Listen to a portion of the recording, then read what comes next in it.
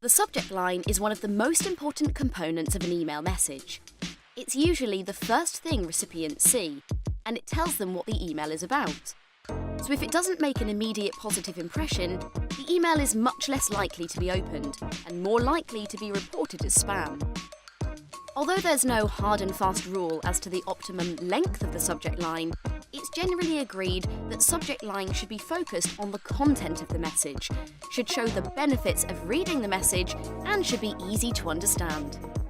Subject lines are a great place to use personalisation, which can increase open rates by up to 50%. Personalised details in the subject line can include the recipient's first name, recent purchases, or browsing history. Despite its benefits, very few emails feature a personalised subject line. That could be because personalisation is very reliant on accurate data. Email recipients tend to be upset when the sender gets it wrong. However, as our abilities to use data to generate dynamic content expand, we're likely to see personalisation becoming even more important. So if you're still shying away from it, then consider trying it out sooner rather than later.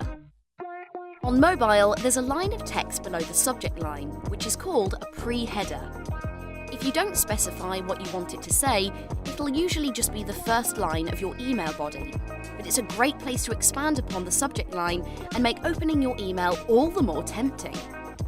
Try to focus on the first 5 or 6 words for immediate impact on the reader, since they're unlikely to read the whole thing.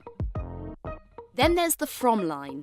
It's pretty difficult to get creative here, but you should consider whether you want your message to be sent from your company's name or the name of an actual person.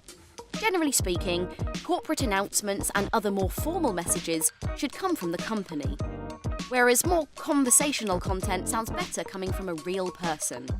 Of course, using a real name only works if your recipients know who it is, so sometimes a combination of the two is the best option.